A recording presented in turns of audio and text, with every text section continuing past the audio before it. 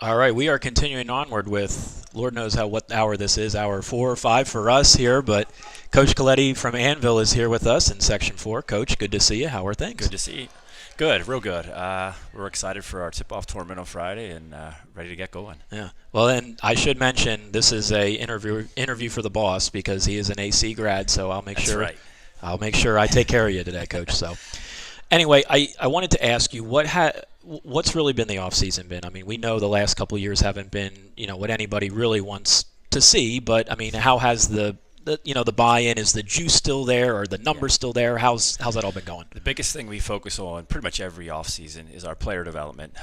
We had a great buy-in from the players. The biggest thing this coaching staff did in the offseason was get everybody to buy in, get to the gym, get to the weight room. We've had 5 or 6 football players. They would go work out with them for 2.5 hours Monday through Thursday in the summer, and then join us for an hour-and-a-half workout in the gym. That was led by guys like Gavin Keller, John Shea, guys you'll get familiar with throughout the season, I think. So we had a really good off-season. And then they get on a van a few hours later and go play at Spooky Nook. So we had really good buy-in. I think you're going to see a different Annville team. Our team chemistry is really good. And just by watching our scrimmage yesterday against Solenko, in the past, when somebody kind of punched us in the mouth, the game was over. These kids fought back. We challenged them during a timeout, and they went and fought. And I think that's from the team chemistry you build from working out together in the off season.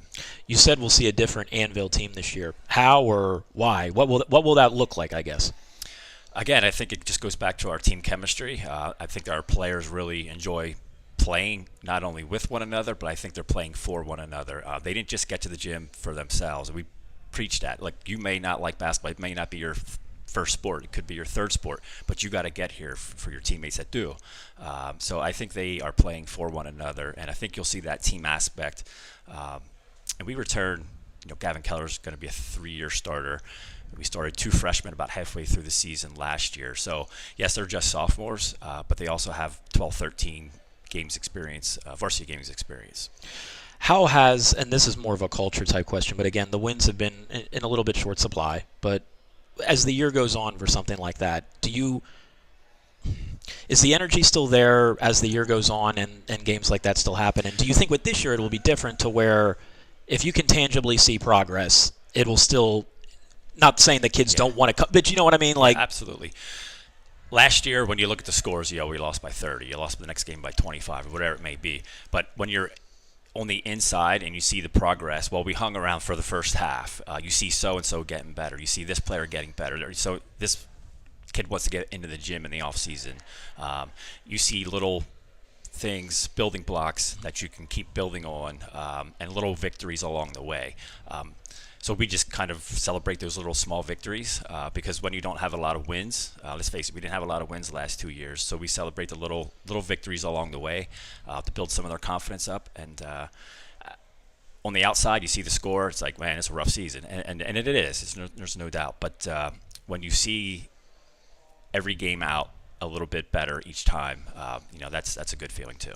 Well, and I think I can maybe speak to that a little bit because it was 2 years ago I was your guys' beat reporter for like a week. Yes. I saw like 4 games in a row, and Right. I could tell that you guys were getting better. Yes, absent of perhaps the final scores, Correct. but there is something to be said for that, is there not? Like, Absolutely. And listen, we wouldn't have if it was all negative things like that, and kids are just going to walk away. Like, we had our best off season probably 4 years, and we really had buy-in because the kids enjoy being in the gym with one another. We have a good time, we work hard, and it's just a different mindset this year. And I know, like, two wins in 2 seasons, but these kids keep coming back. So they keep coming back for a reason, and I think you'll see this season a different Annville team. how does that work at Annville where you're saying the buy-in is there? Is that kids literally texting you at like 7 in the morning in the summer like, Coach, I really want to get in the gym. Can you get your key card? Or is it when they're in the gym, they're Like, guys, we got to get out. The janitors want to get in. And like, no, coach, I want to get up like 100 more shots or something like that. What does that look like at Annville? We have a few kids where if they could not make an open gym, they'll send me a text message like, "Hey, I can't make it at such and such a time because of a conflict." And things come up. Obviously, they're kids, a lot going on. But we'll get in the gym the next day. Then can we meet the next day? So that's really good to see. Now that's coming off a 2 wins in 2 years, right? So that tells you there's a lot like they're excited about. It could be very easily walk away. Like, Right. well, I got other things to do, coach. But I'm telling you, we have a great group of kids this year. Good. Hey, I've asked some coaches this. I'm going to ask you as well. If I were to ask you at the end of the season, say like late February, did Annville-Cleona have a successful season? You'll be able to tell me yes if what happens. If our leaders lead, Okay. and we need them to lead when things get tough. Like every team that every game that we go into, at some point somebody's going to strike back, and how are we going to respond? It could be the first quarter, we're down 8-2, or we're neck and neck through halftime. Or are we going to start the third quarter? They punch us in the mouth. Or are we going to fold then? The worst thing that we want to do is just have moral victories. Yeah. We're close to the last 2-3 minutes, and then never being in those experiences late games, and this group has not. Usually the game was over by the fourth quarter. So if it'll be successful, we can pull out some of those wins late and not just say, well, we had a close game. Yeah, good deal. I'm looking forward to it, Coach. All I know right. you are too. Thank Appreciate you. your time, brother. No problem.